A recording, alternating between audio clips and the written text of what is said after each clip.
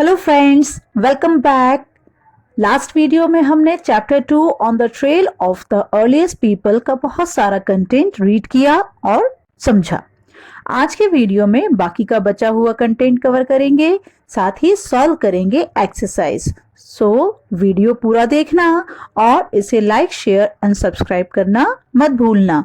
So let's start chapter 2 on the trail of the earliest people part 2। जैसा कि पिछले video में हमने देखा था कि आदि मानव पत्थरों के टूल्स बनाते थे और इन टूल्स से वे बहुत सारे काम करते थे, जैसे कपड़े सीना या जमीन खोदना, इस तरह के और भी बहुत सारे काम। अब क्वेश्चन ये है कि वे ये टूल्स किस तरह से बनाते थे, तो ये हम अभी देखेंगे। Making stone tools. Stone tools were probably made using two different techniques. One, the first is called stone on stone. Here, the pebble from which the tool was to be made, also called the core, was held in one hand. Another stone, which was used as a hammer, was held in the other hand. The second stone was used to strike off flakes from the first till the required shape was obtained. पत्थरों के tools बनाने के लिए दो techniques को use किया जाता था। पहली है पत्थर पर पत्थर। इस टेक्निक में पत्थर जिसका टूल बनाया जाता है उसे एक हाथ में लेते हैं, इसे कोर कहते हैं। दूसरे हाथ में दूसरे पत्थर को लेते हैं जिसे हथौड़े की तरह उपयोग करते हैं। दूसरे पत्थर से पहले पत्थर को तब तक स्ट्राइक करते हैं जब तक कि मनचाहा आकार टूल्स का नहीं मिल जाता है। देखिए, जैसा कि इस पिक्चर में दिखाया गया है, एक हाथ में हैमर स्टोन है जिसे हथौड़े की तरह उपयोग कर रहे हैं और दूसरे हाथ में कोर स्टोन है जिसका कि टूल बनाया जाना है। तो हैमर स्टोन से कोर स्टोन पर तब तक स्ट्राइक करते हैं या तब तक ठोकते हैं या मारते हैं और फ्लेक्स निकालते हैं जब तक कि मनचाहे आकार का औजार नहीं बन जाता। इस मेथड से आदि मानव बहुत सारे टूल्स बनाते थे, जिसमें से कि जो खुदाई में जो टूल्स मिले हुए हैं उनके पिक्स ऐसे हैं।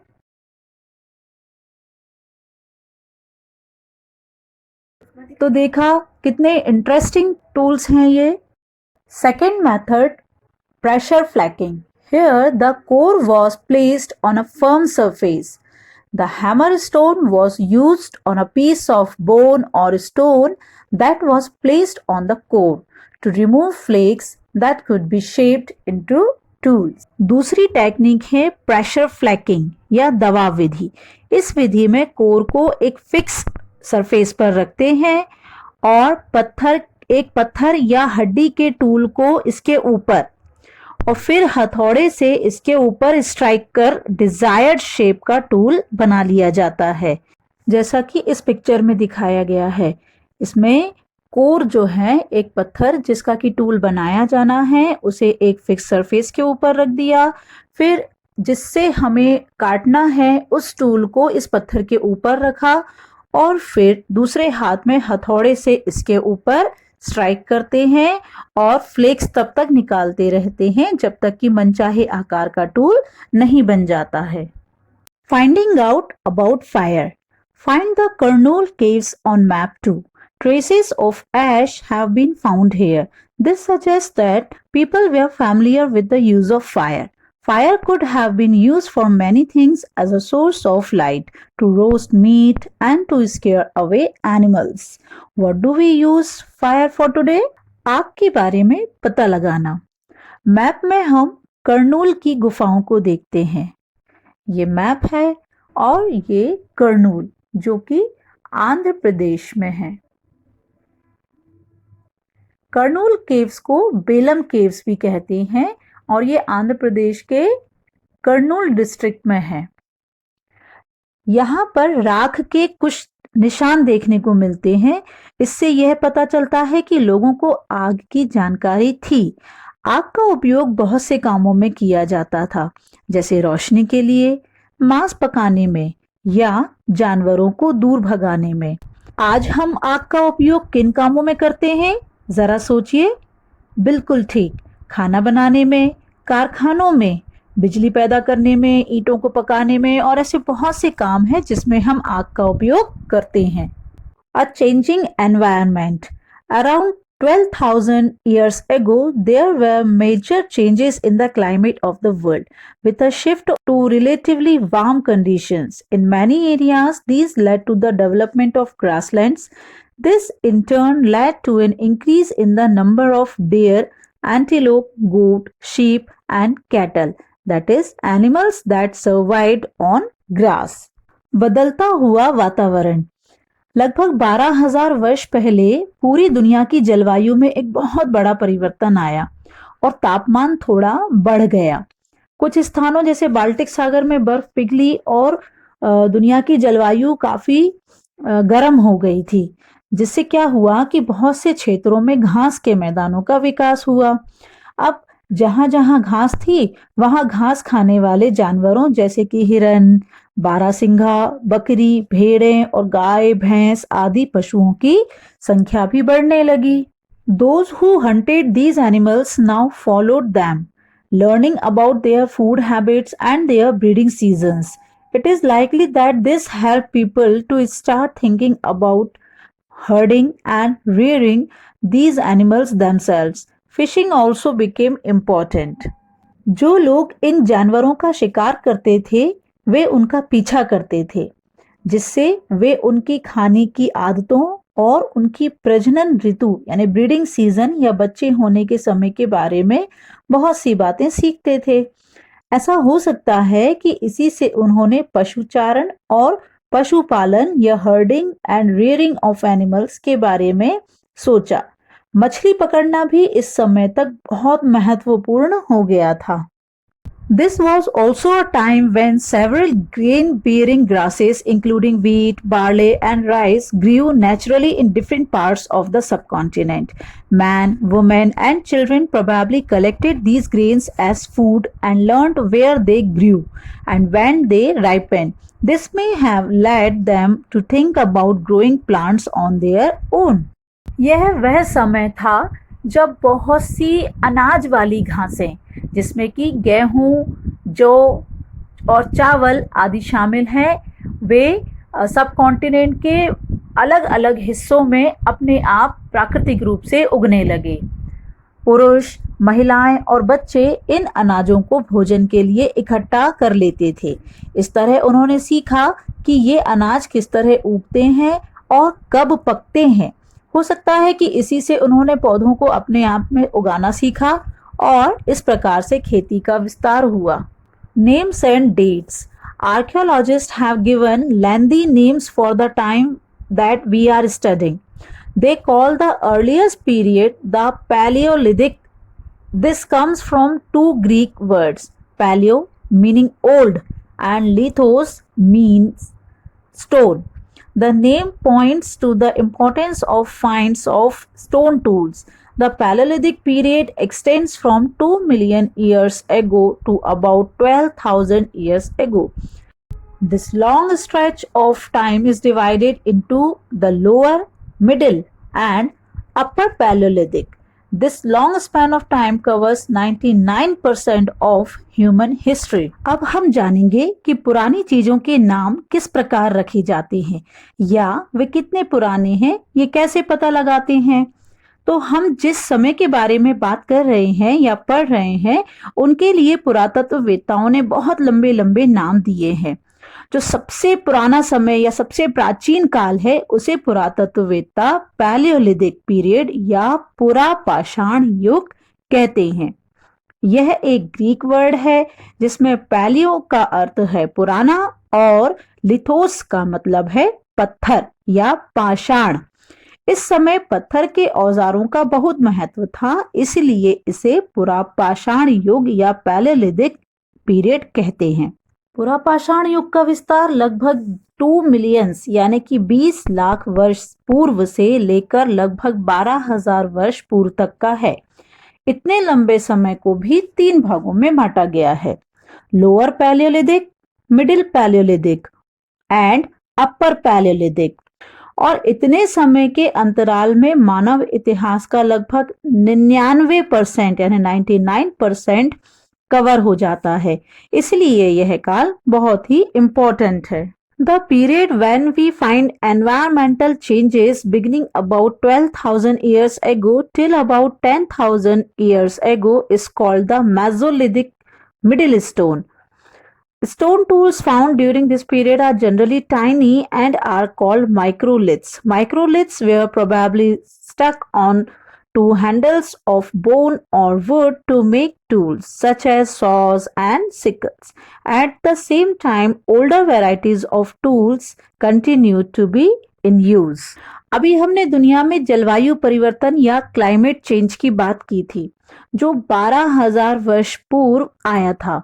तो लगभग 10,000 वर्ष से 12,000 वर्ष पूर्व तक का जो पीरियड है उसे हम मेसोलिथिक या मिडिल स्टोन या मध्य पाषाण काल कहते हैं। इस युग में जो पत्थर के टूल्स पाए गए हैं वे सामान्यतः छोटे थे और उन्हें माइक्रोलिथ्स या सूक्ष्म पाषाण कहते हैं। माइक्रोलिथ्स को हड्डी या लकड़ी के हैंडल पर बांधकर टूल्स बनाए जाते थे, जैसे कि आरी या सिकल्स, लेकिन साथ ही पुराने प्रकार के टूल्स को भी उपयोग किया जाता रहा। Look at the illustration on page 13. Do you notice any difference in the tools belonging to these periods? Page number 13 में इन टूल्स को दोबारा देखते हैं तो डिफरेंस हमें साफ समझ में आता है कि जैसे जैसे समय बीतता गया टूल्स का साइज छोटा होता गया है। जैसे इन पिक्चर्स को देखते हैं, ये माइक्रोलिथ्स हैं, बहुत छोटे छोटे से टूल्स हैं जो उस समय उपयोग किए जाते थे। The next stage from about 10,000 years ago is known as the Neolithic. You will be learning about the Neolithic in chapter 3. What do you think the term Neolithic means? अब बात करते हैं अगली स्टेज की, जो कि नियोलिथिक या नव पाषाण काल कहलाता है। इस बारे में हम चैप्टर 3 में विस्तार से समझेंगे, पर थोड़ा सा अभी मैं बताती हूँ। इस समय के जो टूल्स पाए गए हैं वे पूरा पाषाण युग के टूल्स से डिफरेंट थे। ये टूल्स पॉलिश्ड थे और उनकी कटिंग एज धारदार होती थी। ये टूल्स देखने में कुछ इस तरह से दिखाई देते थे, तो ये बहुत नुकीले और बहुत धारदार थे। We have also mentioned the names of some places. You will find the names of many more places in later chapters. Very often we use present day names of the places where people lived in the past because we do not know what they called them. चलिए आगे बढ़ते हैं। तो इस chapter में और आगे आने वाले जितने भी चैप्टर्स हैं उनमें कुछ जगहों के नाम बताए गए हैं। तो जितने भी नाम बताए गए हैं वे आज के समय में उपयोग होने वाले नाम हैं, क्योंकि हमें ये नहीं मालूम कि पुराने जमाने में जो लोग वहां पर रहते थे तो वे इन स्थानों को किस नाम से पुकारते थे। Rock paintings and what did they tell us? Many of the caves in which these early people lived have paintings on the walls. Some of the best examples are from Madhya Pradesh and southern Uttar Pradesh. These paintings show wild animals drawn with great accuracy and skill. अभी तक हमने जिन गुफाओं और rock shelters के बारे में पढ़ा, जैसे भीमबेटका वगैरह, जिनमें आदि मानव रहते थे, उनकी दीवारों पर पेंटिंग्स बनी हुई हैं। इसके सबसे अच्छे उदाहरण है मध्य प्रदेश और दक्षिणी उत्तर प्रदेश की गुफाएं। इन पेंटिंग्स या चित्रों में जंगली जानवरों को बहुत ही बारीकी और कुशलता से दिखाया गया है, जैसे कि इन पिक्चर्स में देखिए। है ना कमाल की ये पेंटिंग्स? विश्वास ही नहीं होता कि इतने पुराने जमाने में भी रंगों का और कलाकारी का इतना अच्छा उपयोग किया जाता था। ये सभी पेंटिंग्स गुफाओं की दीवारों पर बनाई गई हैं। Let's move on. Who did what? We have seen that the earliest people hunted, gathered plant produce, made stone tools, and painted on cave walls. Is there any way of finding out whether women hunted or man made stone tools? Whether women painted or man gathered fruits and nuts? At present, we do not really know. However, there are at least two possibilities. It is likely that both man and woman may have done many of these things together. It is also possible that some tasks were done only by women and others only by man. And again, there could have been different practices in different parts of the subcontinent. चलिए आगे बढ़ते हैं. Who did what? कौन क्या करता था? हम देख चुके हैं कि आदि मानव शिकार करते थे, पेड़ पौधों के उत्पाद जैसे कि बीज, नट्स ये आदि इकट्ठे करते थे, टूल्स बनाते थे और गुफाओं की दीवारों पर चित्रकारी करते थे. अब क्या कोई ऐसा रास्ता है जिससे यह पता चल सके कि शिकार महिलाएं करती थी या पुरुष टूल्स बनाते थे, या महिलाएं चित्रकारी करती थी या फिर पुरुष फल वगैरह इकट्ठे करते थे? आज भी हम यह वास्तव में नहीं जान पाए हैं, लेकिन कम से कम दो संभावनाएं तो हैं कि हो सकता है कि इनमें से बहुत से कामों को पुरुष एवं महिलाएं दोनों ने किया हो, या ये भी संभव है कि कुछ कार्य केवल महिलाओं ने किए हो, बाकी पुरुषों ने. या यह भी हो सकता है कि भारतीय प्रायद्वीप या सब कॉन्टिनेंट के अलग अलग भागों में अलग अलग कार्य होते होंगे. इनमें से कुछ भी संभावनाएं हैं, पर सच तो यह है कि उनके कार्य तथा जीवन शैली बहुत ही दिलचस्प होती थी. Ostriches in India. Ostriches were found in India during the Paleolithic period. Large quantities of ostrich egg shells were found at Patni in Maharashtra. Designs were engraved on some pieces, while beads were also made out of them. What do you think the beads could have been used for? Where do we find ostriches today?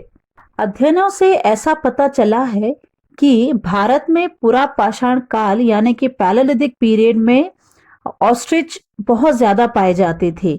Ostrich, जैसा कि हम जानते हैं कि ostrich is the largest bird, सबसे बड़ा पक्षी होता है.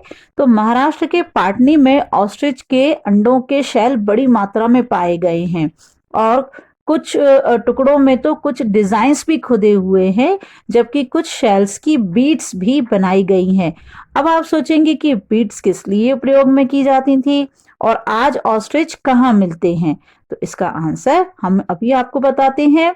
आज ऑस्ट्रिच केवल अफ्रीका में पाए जाते हैं, और अध्ययनों से ये पता चला है कि बीड्स या जो मोती या डेकोरेटिव बॉल्स रहती थी वो ऑस्ट्रिच के अंडों के शेल से बनाए गए बीड्स हैं.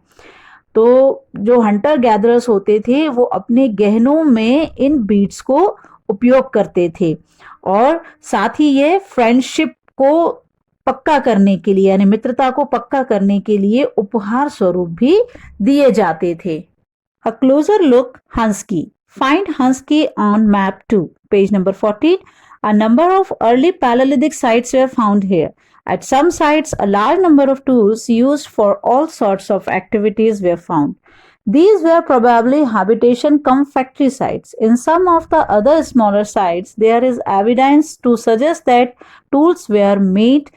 Some of the sites were close to springs. Most tools were made from limestone, which was locally available. Can you think of the term for the second type of sites?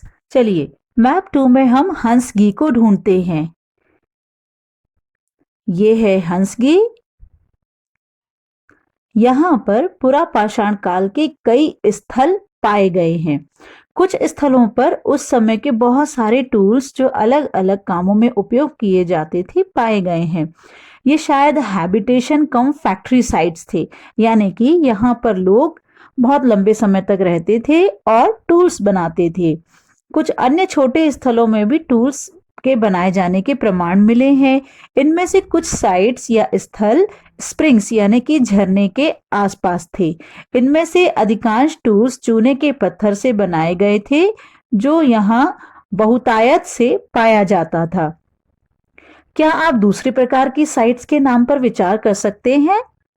तो दूसरी sites केवल habitation sites हो सकती है, जहां पर लोग स्थायी या अस्थायी रूप से रहते थे.